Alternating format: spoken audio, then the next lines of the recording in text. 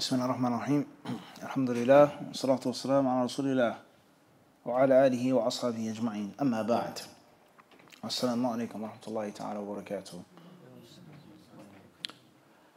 Let's begin our discussion on the benefits and the rulings pertaining to Salatul Eidain, the two Eids and the prayer of the two Eids. Now, Talib, when you say Salatul Eid or Salatul Eidain, it's no different than speaking on Salatul Janazah, in which there are many things that pertain to the Janazah before, during, and after. However, many of the ulama of the past, when they would speak about it in the chapters of their books of fiqh or separate books or the books of hadith, they would just give a general broad title, Salatul Janazah. But in actuality, it's not just Salatul Janazah. And there are many other rulings from Allah and His Messenger that pertain to death and the deceased, before, during, and after, and not just to what? Salah. And the same applies to Al-Eidain. So you may read a book or fatwa or in a bigger book of fiqh and it says Salatul Eidain, Babu Salatul Eidain. Okay? And it's much more than just the actual prayer. There are things pertaining to the Eid that have nothing to do with the prayer. Before, during, and after. Before, during, and after. Everybody clear on this? Rulings that pertain to fasting, slaughtering, dress, khutbah, takbir, that have nothing to do with actual what? Prayer. About the importance of the salah and the dominance of the salah in many fiqh issues. Everybody understand? Say Salatul Eidain, Salatul Janazah. But it's more than that. It's what? It's more than that. Or Kusuf, for the solar or lunar eclipse, etc. Wahakadha. Things that pertain to much more than just the actual what? Salah. So, with regards to Salatul Eidain or Al-Eidain, that's what we're going to talk about now, bi'idhnillahi subhanahu wa ta'ala. So we have a risala here, and the author, his name is, or it seems his name is Salah Najib ad-Duq, or ad-Duq, Allahu alam, the exact pronunciation of his last name. It's a small 19-page risala, treatise, which is very concise and very thorough. Very concise and very thorough. So that's what we'll read from, and that's what we'll comment upon, bi'idhnillahi subhanahu wa ta'ala. So the author, he says, Ahkamul Eid, al-Muqaddimah, Alhamdulillah, الذي جعل في السماء بروجا وجعل فيها سراجا وقمرا منيرا وهو الذي جعل الليل والنهار خلفة لمن أراد أن يذكر أو أراد شكورا والصلاة والسلام على نبينا محمد الذي أرسله ربه هاديا ومبشرا ونذيرا وداعيا إلى الله بإذنه وسراجا منيرا أما بعد فإن العيد من شعائر الإسلام وله أحكام شرعية تتعلق به من أجل ذلك قمت بإعداد هذه الرسالة التي تناولت الحديث فيها عن معنى العيد وحكمة مشروعية العيدين وحكم صوم العيدين وأيام التشريق الثلاثة وحكم التكبير وأنواعه وصفته ومشروعية صلاة العيدين وحكمها ووقتها وصفة صلاة العيد ومكان إقامتها وآداب الخروج إلى مصلى العيد وحكم قضاء العيد وحكم اجتماع العيد مع الجمعة وصفة التهنئة بالعيد وصفة اللهو والغناء المباح وحكم زيارة المقابر يوم العيد وختمت الرسالة بالحديث عن العيد كموسم لأعمال البر. The author, he begins praising Allah Azza wa Jal, quoting the ayah from Surah Al-Furqan. Allah is the one who made في السماء بروجا. He made constellations in the sky, in the heavens. And He has made therein a siraj, a lamp, and a luminous moon, meaning the sun and the moon. Allah Azza wa Jal, who made the night and the day, a time, a place, and a reason for those who wish to reflect and those who wish to remember, and for those who wish to show thanks to Allah subhanahu wa ta'ala. And may prayers and salutations be sent upon our Prophet Muhammad alayhi salatu wasalam, the one who was sent by his Lord as a guide, as a bearer of glad tidings, as a warner, and as a caller and inviter to the way of Allah Azza wa Jal by Allah's permission. And He sent with Muhammad alayhi salatu wasalam an abundant amount of light. He gave him an abundant amount of light, and which he was called Siraj Munir, a burning bright lamp that can lead the way for people, a beacon of light. He says to proceed. Indeed, the Eid is a religious practice. The Eid is a religious practice, and it's from the symbols of the deen and the manifestations of the religion.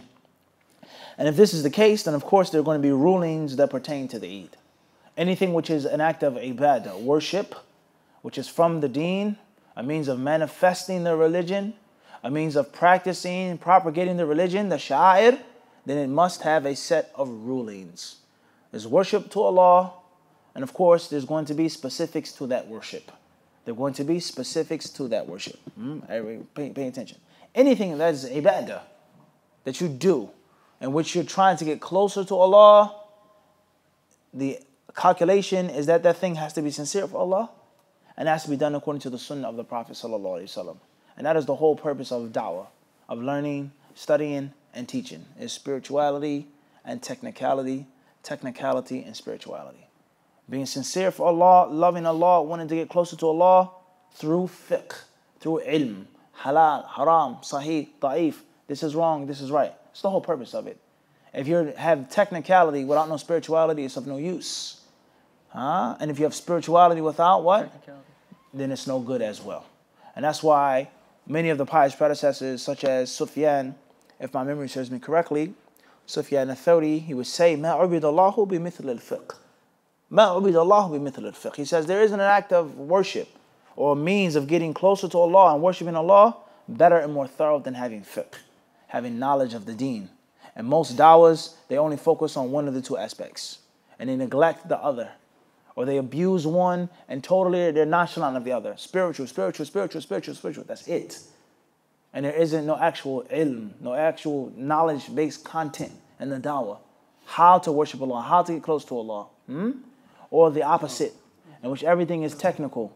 Bid'ah, sunnah, sahih, da'if, this scholar, this person, this is wrong, you can't do that, learn this, read this book. And there's no focus on the spirit and on the soul and getting closer to Allah subhanahu wa ta'ala. And the correct da'wah is the da'wah that has a perfect blend. And it doesn't always have to be 50-50. Sometimes it's 60-40, sometimes like this, sometimes like that. But at the end of the day, it's always divinely intertwined. Everything that you learn of the rulings is for no purpose except for spirituality. And everything that you do of spirituality is based off of ilm. Everybody clear on this? These are the two guiding principles of the correct da'wah. So the author, he says, there are rulings that pertain to Salatul Eid. And because there are rulings that pertain to Salatul Eid, I chose to put together this book. I chose to put together this concise book, this manual. He says, and in this book, I've spoken on the following points: the meaning of the Eid and the wisdom behind the Eid being legislated. What is the wisdom behind us having an Eid? And I've also spoken on the ruling of fasting during the days of the Eid, whether it's Eid al-Fitr or Ayyam al-Tashriq, Eid al-Adha. Is it permissible for a person to fast on those days? And also the rulings on making takbir, saying Allahu Akbar, Allahu Akbar, Allahu Akbar, Allahu Akbar, wa lillahi alhamd. What's the ruling on that? And what's the types or the ways of making takbir? What is the description of the takbir? And I've also spoken on the ruling of the Eid prayer. The actual prayer of the Eid. Is it obligatory? Is it recommended? When is the prayer supposed to be made? And where is it made? And how is it supposed to be established? I've also discussed the issues of going towards the Eid, the musalla, missing the Eid and making it up. You get there too late, everything's done. You pull up to the park, and you see the brothers are giving hugs, trading gifts, smiling, laughing, joking. You say, whoa, what happened? You say, no, it's 7 a.m. The khutbah was short. It wasn't an hour sermon, 10-minute reminder. The salat was a little long, that's it. You came at 8 o'clock, it's done. What do? Do you make up the Eid there? Have you wait till the next day? Do you make 4 rak'at, 2 rak'at? Do you recite out loud, etc.? What is the ruling on what? Missing the Eid and making it up. He says, and I've also spoken on the ruling in which, or when there's Eid and Jumu'ah in one day, like we spoke about last night. Like we spoke about when? Last night. What happens if Jumu'ah is on the day of the Eid, or the day of the Eid is on? Jumu'ah. And I've also spoken about congratulating someone for the Eid. What's the ruling on saying Eid Mubarak? Or Taqabbalallahu minna wa minkum. Or Kullu aam wa antum bi khair. Kullu sana wa antum tayyibin. Kullu sana wa antum min al-aidin. What's the rule on saying Happy Eid? Can you say that? Or can you say Merry Eid? I sent a text message to a brother. I said Happy Eid. He texts me back. He says, is that you, Mufti? He says, that seems out of character. I wouldn't expect you to say that. Huh? Or say Happy Ramadan. What's the rule on that? Is that a bid'ah? Is that haram? Is that makruh? To congratulate another Muslim for what? Eid or Ramadan, huh? What's the ruling on this? Allahumma musta'an. True story, Lutfi. Huh? True story. If you tell a brother Happy Ramadan, he says what? What is this? Allahumma musta'an. May Allah Azza wa Jalla allow us and keep us to be happy with the worship. Ameen. And with the times of the Muslims. Huh? Moving forward, he says, and also, what is the permissible recreation on the day of the Eid? Huh? What sports or what games can you play? And permissible singing. So, ghina. Permissible singing. Huh? That is lawful. And also, I spoke on the ruling of visiting the graves on the day of the Eid. Visiting the graves on the day of the Eid. What is the ruling on that? Going to the graveyard. Huh? And then he says, وَخَتَمْتُ رِسَالَةُ الْحَدِيثَ عَنْ الْعِيدِ كَمَوْسِمِ لِأَعْمَالِ الْبِرِّ. And my conclusion of the book was on looking at the Eid as a time, a festival for righteous deeds and good deeds to do. A mawsim, a season. Tight. So, and then he mentions his name. So the first chapter, or the first section, he says, معنى العيد. قال ابن الأعرابي سمي العيد عيدا لأنه يعود كل سنة بفرح مجدد. قال ابن منظور العيد كل يوم فيه جمع واشتقاقه من عادة يعود كأنهم عادوا إليه وقيل اشتقاقه من العادة لأنهم اعتادوه والجمع أعياد لسان العرب لابن منظور. طيب. He says the meaning of the Eid has two basic meanings, or three basic meanings, or two roughly. He says first and foremost is the Eid returns linguistically. The verb عادة يعود, mi'ad, موعد, huh? Or the concept of al-ma'ad, huh? Resurrection, hereafter, because your bodies will be what? Returned. They'll be returned. So the Eid linguistically comes from the meaning of something to return, to go, to come, to go, to come, to go, and to come. Okay, but also he says, بِفَرَحْ مُجَدَّد. It brings new happiness.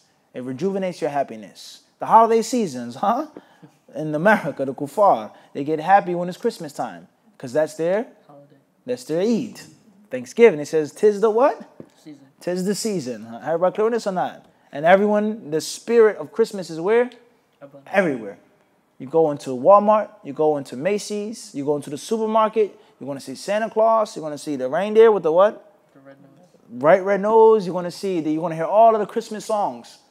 Everything is about what? Christmas. And they want everyone to be what? Festive. Jolly. There you go. Everybody clear on this? They want everyone to be happy. So the same thing happened when? Sufyan? No. The same thing happened when?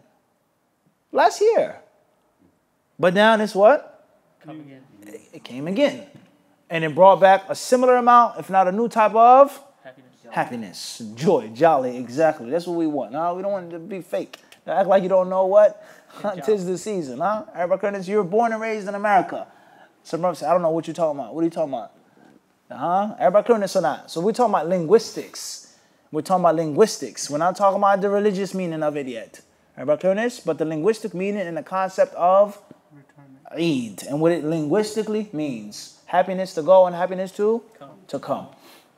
Also, another meaning he mentions from the people of Lughah, he says, i'taduhu, which means that a person is accustomed to something. A person is accustomed, they're accustomed to doing it. Everybody clear on this or not? So this is what the word Eid linguistically means. And obviously, this is going to have a benefit and a connection to its legislative meaning.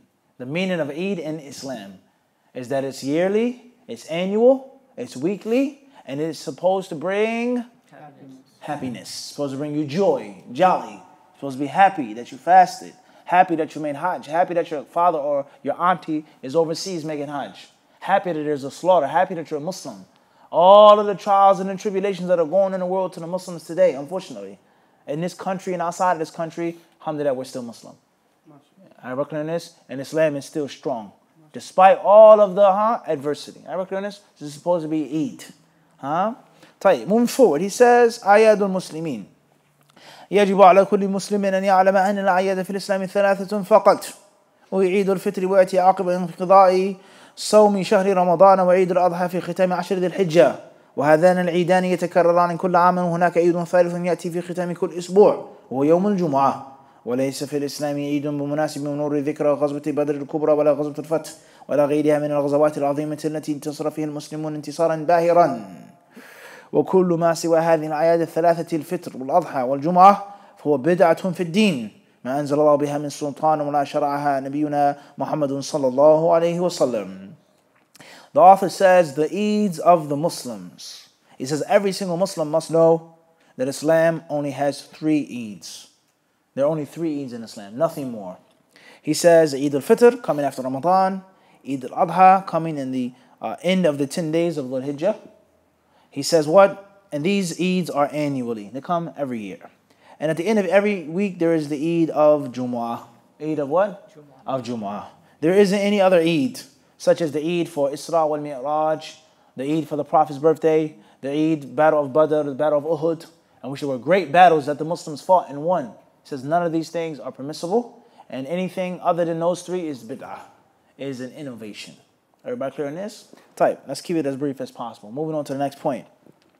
He says حكمة مشروعية العيدين أن الله تعالى قد شرع العيدين لحكم جديدة سامية فبالنسبة لعيد الفطر فإن الناس أدوا فريضة من فرائض الإسلام وهي الصيام فجعل الله لهم عز وجل يوم عيد يفرحون فيه يفعلون من السرور واللعب المباح ما يكون فيه إظهار لهذا العيد وشكرا لله عز وجل على هذه النعمة فيفرحون لأنهم تخلصوا بالصوم من الذنوب والمعاصي التي ارتكبوها لأن من صام رمضان إيمانا واحتسابا غفر له ما تقدم من ذنبه ومن قام رمضان إيمانا واحتسابا غفر له ما تقدم من ذنبه ومن قام ليلة القدر إيمانا واحتسابا غفر له ما تقدم من ذنبه ولذا جعل الله تعالى عيد الفطر ليفرح المسلم بنعمة المغفرة الذنوب ورفع الدرجات وزيادة الحسنات بعد هذا الموسم من الطاعات. He says the wisdom of the Eids, first and foremost, the Eid Adha, then Allah Azza wa Jal, He has all types of wisdoms in making these Eids for the Muslims, all types of wisdoms. As far as the first Eid, Eid al-Fitr, then that is after the Muslims have completed one of the pillars of Islam. The pillars of Islam, which is fasting. And for them to show their thanks and their gratitude that Allah allowed them to fast. And for them to show their happiness that they can eat, they can drink, and they can enjoy the beneficial, permissible things that Allah has given them. And those who fasted, those who prayed at night, stood in prayer at night, those who searched for Laylatul Qadr, believing in it, and they hoped for the reward from Allah Azza wa Jal, their sins were forgiven and wiped away. The sins that they made, that they committed, Allah gave them a chance to eradicate them. So the day of Eid is a means of thanking Allah, and it's a means of eating, drinking, and having permissible recreation and permissible entertainment. So if you understand this basic point, how can you go to the Eid disobeying Allah with the intention of disobeying Allah? And your statement, what you say, talking about people, backbiting people, slandering people, gossiping, with your clothes. I'm going to go to the Eid and I'm mutabarrija. I'm not dressed. I have on tight clothes. I have on an ounce of perfume. I have cake full of makeup on my face, my hair out, and high heel shoes. I'm going to go to the Eid. Disobeying Allah and His Messenger, something is seriously wrong with your Islam. You're supposed to thank Allah, and you come to disobey Allah subhanahu wa ta'ala in public in front of everyone. Everybody understand? This is a reality, unfortunately, that we live in, huh? I want to look nice on the Eid. So I want to shave my face to be like a little boy. I don't want stubbles. I don't want hair. I want to look nice and boyish on the Eid, because Islam teaches you to be handsome. And the Prophet was a handsome man. So I want to shave my face. Disobeying Allah, disobeying His Messenger, and publicizing the disobedience on the day in which you're supposed to do what? Thank Allah subhanahu wa ta'ala. And anything else that we do or could possibly do that's haram on that day, but specifically going to the Eid with the intention. So the Eid is a means of thanking Allah and not disobeying Allah and being ungrateful. The Eid is supposed to be a means of manifesting the deen, not going and making bid'ah. Everybody clear on this? Just based off of this one simple point and this one simple understanding. وأما بالنسبة لعيد الأضحى فإنه يأتي بعد 10 ذي الحجة التي يصنف فيها للإنسان الإكثار من الطاعة وذكر الله أو ذكر الله وفيها يوم عرفة الذي أخبر النبي صلى الله عليه وسلم أن صيامه يكفر ذنوب سنتين. وأما بالنسبة للحجاج الواقفين على جبل عرفة فإن الله يطلع عليهم ويشهد الملائكة بأنه قد غفر للمخلصين منهم ذنوبهم فكان يوم عيد الأضحى الذي يلي يوم عرفة يوم عيد للمسلمين يفرحون فيه بمغفرة الله تعالى لذنوبهم ويشكرونه على هذه النعمة العظيمة.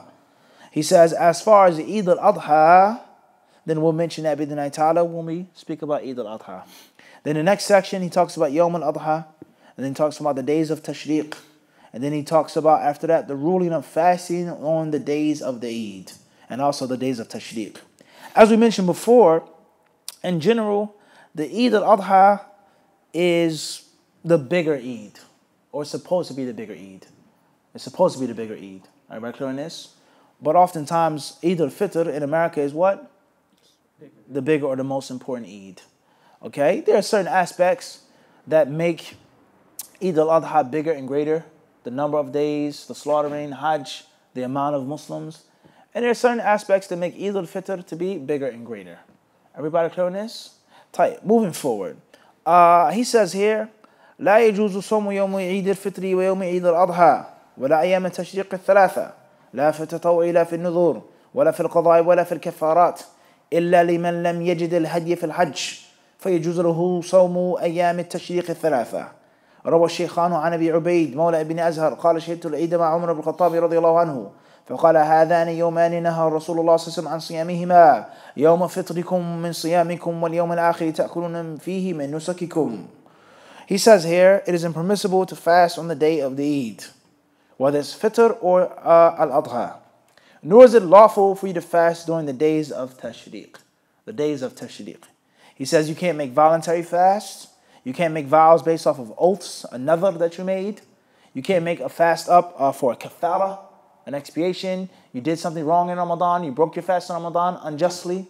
Everybody clear on this? Nor are you allowed to make up missed days. A woman that was mincing, breastfeeding, a traveler, you were sick. No fasting is allowed during the day of the Eids, except for when a person is making Hajj. And he makes the type of Hajj in which he has to offer a sacrificial animal. He makes the type of Hajj in which he doesn't have a sacrificial animal. There are different types of Hajj that you can make. And certain types of Hajj that you make require a hadi, require a sacrificial animal. And if you don't make that, or if you don't have the sacrificial animal, and you make that type of Hajj, then it's permissible to make up the days Allah has mentioned. وَسَبْعَةٌ إِذَا رَجَعْتُمْ تِلْكَ عَشَرَةٌ كَامِلَةٌ. Allah mentions 3 days there, and 7 days when you reach your homes. Not destination, your homes. إِذَا رَجَعْتُمْ. Allah says that is what? 10. Complete 10. If you're not making Hajj, you are not allowed to do what? Fast on Eid al-Adha, let alone Eid al-Fitr. طيب. Then the author, he mentions the dalil in Bukhari and Muslim, is narrated by Abu Ubaid, Mawla ibn Azhar. He says, one day I witnessed the Eid with Umar ibn Khattab radiallahu ta'ala anhu. And he addressed the Muslims and he said, these 2 days your messenger has forbade the people from fasting. The day in which you make fitr, you're broken your fast, Eid al-Fitr, and the day in which you eat from your sacrifice, meaning al-Adha. Now, this hadith is in Sahih Bukhari and what? Sahih Muslim, in which the Prophet forbade fasting on those days. وروى أبو داود عن أبي مرة مولى أم هانئ أنه دخل مع عبد الله بن عمرو على أبيه عمرو بن العاص فقرب إليهما طعاما فقال كل فقال إني صائم فقال عمرو كل فهذه الأيام التي كان رسول الله صلى الله عليه وسلم يأمرنا بإفطارها وينهانا عن صيامها. قال مالك وهي أيام التشريق. وروى البخاري عن عائشة وعن سالم عن ابن عمر رضي الله عنهما أنه قال لم يرخص في أيام التشريق أن يصم إلا لمن لم يجد الهدي. And then author mentions other proofs and evidences for that as well. Moving forward. فائدة هامة من كان يصوم صوما واجبا كالنذر أو قضاء أو كفارة ثم تخلله يوم عيد الفطر أو عيد الأضحى أو أيام التشريق الثلاثة فإنه يتوقف عن الصوم وجوبا ولا ينقطع التتابع بهذا التوقف ويبني على ما مضى من صيامه. He says, let's say a person is making up some fast which is mandatory. It's mandatory for him to fast. And all of a sudden, Eid al-Fitr or Eid al-Adha, they come in the middle of him what? Fasting. Making up those days. He says then he has to do what? Stop. And that doesn't break his what? Routine. The tatabur. Certain expiations in which you may have to fast what? Extra. Continuously. Such as? Kafara for the 2 months when you have... Shahraini mutatabi'in. 2 months consecutive. However, this is problematic. When is a person going to be making up fasting for kafara during Ramadan? Or if you want to get technical, how much time is between Eid al-Adha and Eid al-Fitr? Is it 2 months? 2 and 10. 2 months and 10 days. You say? Yes.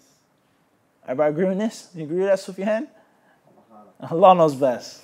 There's no doubt about that. Tayyib, what do you guys think? How much time is between Fitr and Adha?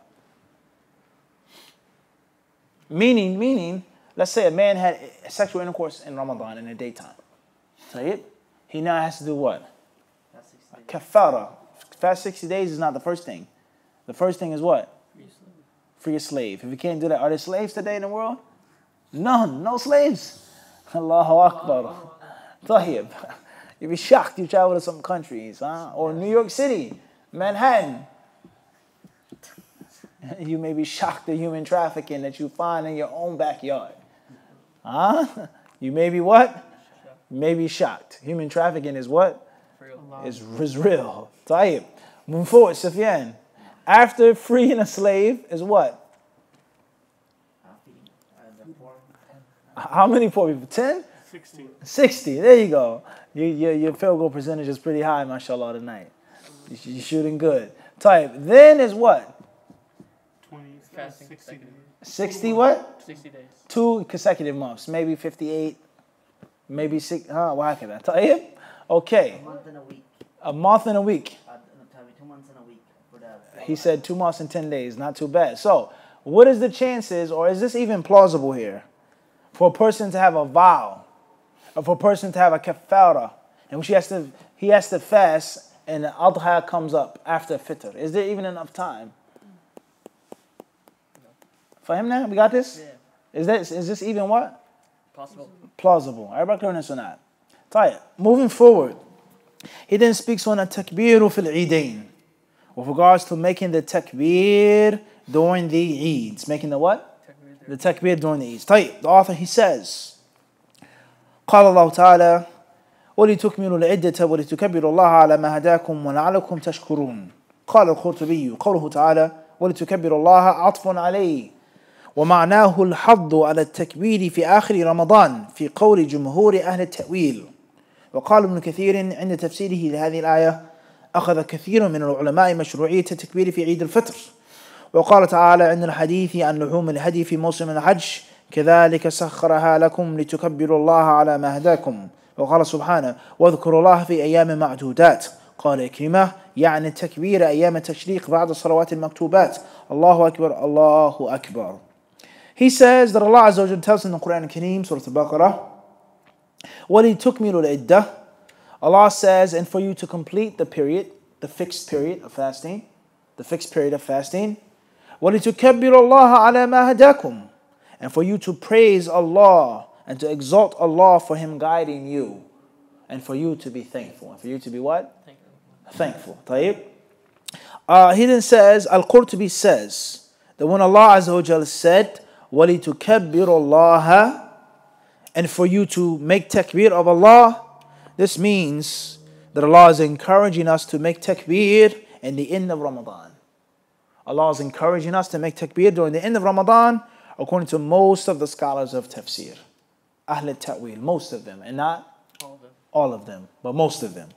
Ibn Kathir, rahimahullah ta'ala, he said in his tafsir, many scholars have deduced from this verse the permissibility and the legality of making the takbir during Eid al-Fitr. During Eid al-Fitr. Allah Azza wa Jalla, He also says concerning the animals when they are slaughtered and the recommendation of eating their meat, Allah says, thus has Allah made these animals submissive to you. He has made them subservient to you. He's made them healthy and wholesome and tasty for you. Allah has made these animals for you. Just think about that. Huh? How wild some of those animals what? Could be. Are, but they could be even what? Worse. Even worse.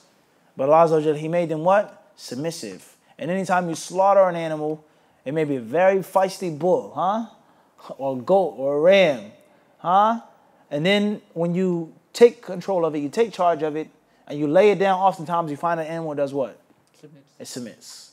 It submits to its destiny. It puts up a fight, but sometimes it does what? It says, Bismillah. Just slaughter me the right way and get it over with. Anyone who's ever slaughtered, he knows this. He what? He knows this. And perhaps that's from the meaning of this ayah. Allah says, سَخَّرَهَا لَكُمْ. He's made these animals what? Submissive, subservient for your benefit, oh man. For what? For your benefit. How about man, unfortunately, is ungrateful? Unfortunately. He says here, and for you to make the takbir of Allah, for Allah guiding you.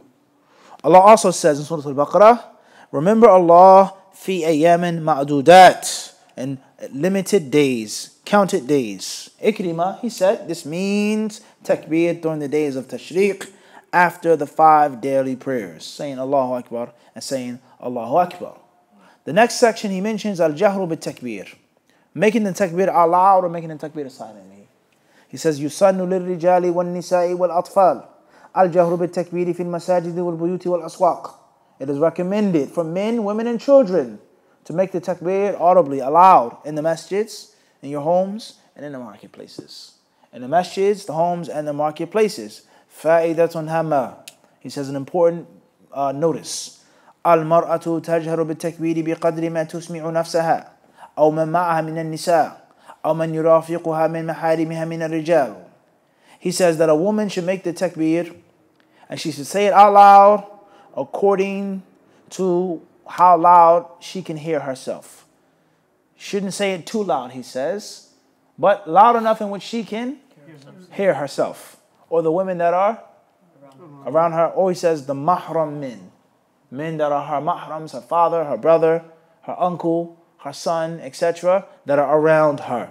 قال البخاري كان عمر رضي الله عنه يكبر في قبته بمنى فيسمعه أهل المسجد فيكبرون ويكبر أهل الأسواق حتى ترتج منى تكبيرا وكان ابن عمر يكبر بمنى تلك الأيام وخلف الصلوات وعلى فراشه وفي فسطاته ومجلسه وممشاه تلك الأيام جميعا. وكانت ميمونة تكبر يوم النحر وكن النساء يكبرن خلف أبان بن عثمان وعمر بن عبد العزيز ليالي التشريق من الرجال في المسجد. Now the author, he mentions a proof here from the Salaf regarding making the takbir. From Umar, from Ibn Umar, other people, but he doesn't mention a proof for the point that a woman shouldn't make the takbir like men make takbir. And obviously one is going to say a woman's voice, it's going to be a fitna, so on and so on and so forth, a woman is supposed to be shy, etc. But it was best for him to mention the what? The dalil for that. Excluding women from the general legislation. Because he used the proofs generally, and then you exclude the women. And if that is your view, then you should mention a what? A dalil for that. Even if it isn't an actual hadith or ayah, but something from the nazar. Mention the dalil, intellectual dalil. Because a sister, because a woman, because. So that's something that the author should have what? Would have been ahsan, would have been best for him to do that. Tayyib. He quotes here, Al-Bukhari rahimahullah. He says that Umar radiallahu anhu, when he was in his tent at Mina on Hajj, he would make takbir. And the people in the masjid would hear him. And they would make takbir. And the people of the marketplaces would takbir. He says so much so that Mina would explode with takbir. You would hear it. And this narration supports the view of those who say that one person should do what? Make the takbir.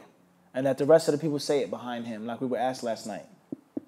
Salih asked us, The Eid, they're waiting for the Imam, and there's a brother on the speaker, Allahu Akbar, Allahu Akbar, Allahu Akbar, behind him. Some of them, they use this dalil. Umar made the takbir, and the people did what? Heard it. And then they followed in suit.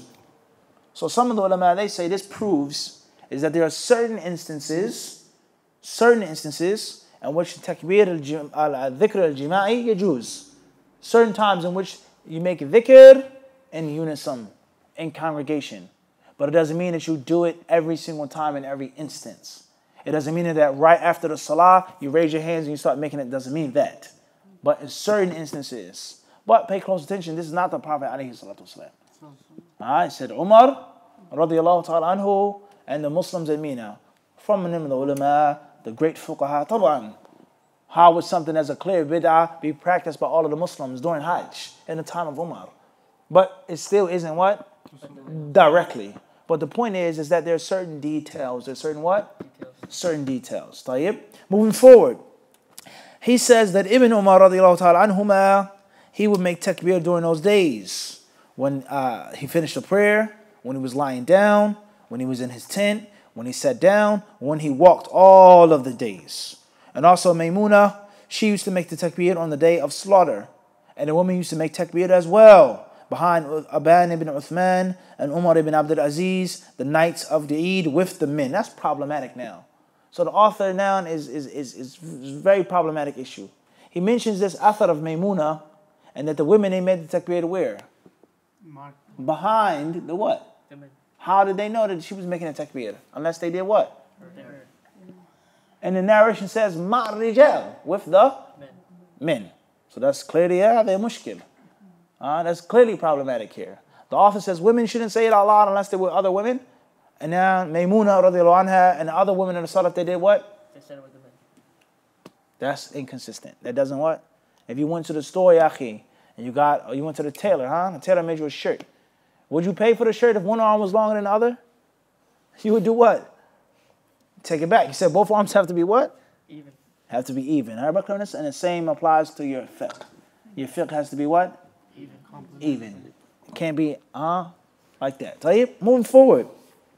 وروى البيهقي عن عبد الله بن عمر أن رسول الله صلى الله عليه وسلم كان يخرج في العيدين مع الفضل بن عباس وعبد الله بن والعباس طيب إلى آخره طيب. Then he speaks on the types of takbir. The types of takbir. How many types are there? He says أنواع التكبير. التكبير نوعان مطلق ومقيد. He says there is the general takbir and there is the specific takbir. There is the unrestricted and restricted. General or unrestricted, specific or restricted. He says التكبير المطلق هو ما يكون في جميع الأوقات. As far as the first type, then that's the takbir that you say all of the time. All of the time. The night time, the eve of the Eid, the eve, Maghrib, until morning, you make the takbir. Also, Eid al-Adha, the 3 days, you make the what? Takbir. Whenever you want to. You walk in, you're by yourself, you're in the house, you make your takbir. And the muqayyad is the specific or the takbir that has a restricted meaning. وَهُوَ مَا يَكُونُ عَاقِبَ الصَّلَوَاتِ الْمَفْرُوضَةِ. And that is the takbir that you do after the 5 daily prayers. After the 5 what? Everybody clear on this or not? So you can make takbir how you want to, whenever you want to, according to whatever you want to do. But the takbir that has a specific description and a specific way is that which is done after the Salah. Everybody clear on this? The same applies to prayer. The sunnah prayers after dhuhr, before dhuhr, after maghrib. That doesn't mean that the prayers that you are allowed to make whenever you what? Want to. You want to pray to Allah subhanahu wa ta'ala. Everybody clear on this or not? Clearness of Muhammad. طيب, moving forward. He says, وَقْتُ التَّكْبِيرِ فِي عِيدِ الْفِطْرِ. When should you make takbir with regards to the Ramadan Eid? يبدأ التكبير في عيد الفطر من ليلة العيد حتى خروج الإمام إلى صلاة العيد. He says the takbir should start at Maghrib time on the when? The eve of the Eid. The eve of the Eid. Ahsant. The eve of the Eid and not the night of the Eid. Because Islamically, the night of the Eid is when? After the day. After the Eid Salah. Islamically, Laylatul Eid, the night of the Eid is when? Before the Eid. The word night of the Eid is synonymous with, what in English? Eve. And we don't say that in English. Everybody clear on this? Or unless you say the night before. The what? Night before. But the actual night of means it passed already. The night of Christmas. Meaning that what? You got your great gifts already, under the tree in the morning. Santa came and left. Everybody clear on this or not? Santa Claus, he did what? He came and he left. The night of Christmas. But he say the night before Christmas is what? Before. Everybody clear on this or not? So in Islam, when we say Laylatul Eid, that means what in English? The night before the Eid. The night or the day? Everybody clear this? You got to be clear. And this is the importance of the English language and English culture and properly understanding Islam. The night in Arabic or in Islam, it comes what? Before. So that's when the takbir begins. And it should stop when you see the imam getting ready to pray and offer the sermon. It's done. It's over. That's for fitr. As far as adha, then it's longer than that. Clear on this, Mujahid? طيب. The next section he says, وقت التكبير في عيد الأضحى. We'll skip that for now. We'll deal with that inshallah ta'ala if we're still alive for al-adha. And then he speaks on مشروعية صلاة العيدين with regards to the Eid prayers, the actual prayers, and also the description of the takbir. That's the last thing we'll mention today. Before that, he says صيغة التكبير. How should you say it? He mentions 3 of them. The first one is Allahu Akbar, Allahu Akbar, Allahu Akbar, La ilaha illallah, Allahu Akbar, wa lillahi alhamd. So most Muslims say, they use that one. He then says Allahu Akbar, La ilaha illallah, Wallahu Akbar, wa lillahi alhamd. Very similar to the what? First. So the first. Number 3, Allahu Akbar kabiran, Allahu Akbar kabiran, Allahu Akbar wa ajal, Allahu Akbar wa lillahi alhamd. A bit different, but all similar. Now, the issue with the takbir is there hadith from the Prophet ﷺ? Or do we have words from the Prophet ﷺ teaching us the specific way of making the takbir? If we don't, then we go to the next step. And that is what the Sahaba said. And what their students, the Salaf, the righteous predecessors, what they said. And it doesn't mean that you're forced to take that. And it doesn't mean that there's haram to say what? Anything else. Because the foundation of the ruling is based off of what? Direct text or based off of deduction. They've deduced from the ayah. وَلِتُكَبِّرُ اللَّهَ. And that's not sarih. Everybody clear on this? That's not a hadith in which the Prophet ﷺ, he used to make salah like this. The Prophet ﷺ used to slaughter like that. That's specific, right to the point. There is no what the Sahaba, no. The Sunnah is clear. But if it's something which is extracted and deduced, then the door isn't as what? Narrow. Everybody clear on this? Then the door isn't going to be as what? Narrow. As narrow. Everybody understand this or not? So if a person just said general takbir, and he added a word or took out a word, it's not something which is very strict. Because we don't have, according to the author, it's not something mentioned in which is directly from the Prophet, authentic and clear. Everybody understand this? And many of the issues and the points that we've read so far, you can see that. Ibn Umar, Maymuna, this companion, this person. Everybody understand this or not? Everybody got this? And this is applicable to any other aspect or issue of fiqh as well. And there are many, many different rulings like this, in which the people, they make supplications, they make certain prayers, they do this, and it's not a direct hadith from the Rasul. And that's fine. There could be other proofs and evidences. But when there isn't something which is directly to the point, then that means that the door is what? It's broader. But something which we have direct text from the Rasul, instructing, prohibiting, it's narrow. There isn't no, well, you can do it a different way, and perhaps, la, akhi, khalas. Everybody understand this? So this goes to show you zealots on both sides. Extremists who wish to make narrow, wide things narrow. That's bid'ah. You can't say that type of takbir. Why not? What's the proof of making takbir? You ask him. He doesn't know. Oh, there is none. Ibn Umar, Fulan, this sheikh, this alim. So how are you going to force that upon the people? Or the other group of people who go extreme, and which is something which is specifically legislated. When the Prophet made the salah, he did it like this. When the Prophet made nighttime prayers, he made this amount. When the Prophet made dhikr, kada, kada, kada. And then they say, no, it can be what? La bas. It's okay. Islam is easy. Islam means peace. That's wrong. That's what? Wrong. That's wrong. Everybody understand this? And this goes to show you the importance of having knowledge of the sunnah of the Prophet ﷺ. The hadiths, the authenticity, and the proper understanding of those hadiths, and the proper practice of those hadiths. For you to know when to be soft and easy, and when to be what? Stringent. La. Nothing else permissible except this. You understand this? Because if you don't, you're going to push people away from the deen. Or if you don't push them away from the deen, you're going to get them to fall into bid'ah. And loving Allah upon ignorance like the Christians. Allah subhanahu wa ta'ala knows best. هذا وصلى الله وسلم وبارك على عبده ورسوله نبينا وإمامنا محمد.